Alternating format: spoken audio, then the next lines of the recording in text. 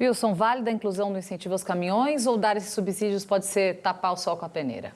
Eu acho que tem uma inversão de valores aí complicada, porque, mais uma vez, a gente fala em renúncia fiscal no momento em que o marco fiscal foi aprovado com a bandeira de aumentar a arrecadação. Tudo bem, não se quer aumentar impostos, mas se você começa com renúncia fiscal, você está abrindo mão, por exemplo, nesse caso, em 4 meses, de 2 bilhões de reais, para incentivar, no caso dos carros, o transporte individual, movido a combustível fóssil, que é justamente o que a gente não quer, né? Que é exatamente a antítese da política pregada pelo governo. No caso dos caminhões, a entrevista é ótima, porque não adianta nada você ter um caminhão novinho e não ter o que fazer com ele. Quer dizer, se não houver uma recuperação da economia que precede esses incentivos, não adianta nada. O sujeito vai ficar com um caminhão novinho, brilhando, limpinho e não vai ter o que fazer com ele.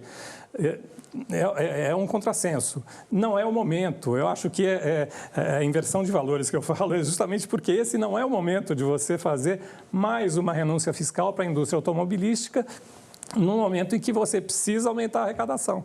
Sim.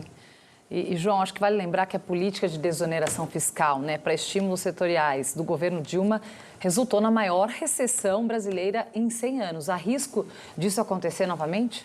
Sempre há, quando você faz renúncias fiscais sem qualquer critério, não é? Você está aumentando o déficit, você está prejudicando a possibilidade de você baixar os juros e uma série de questões na cadeia. E você pegou bem, a Dilma.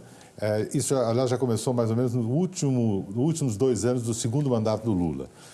O governo mandou o BNDES dar um finame todo especial para fazer, teoricamente, a mudança de frota pesada no Brasil. Então, máquinas e caminhões. Né? A quantidade de caminhão que se comprou, você não imagina. Aí chegou um momento, quando veio a recessão da Dilma, ficou um monte de caminhão no pátio, mesmo com um financiamento muito barato. Quem comprou o financiamento não tinha como vender, estava dando o caminhão de graça para se livrar daquele financiamento, ou seja, a economia empacou, você não conseguiu colocar as coisas para andar. Não é?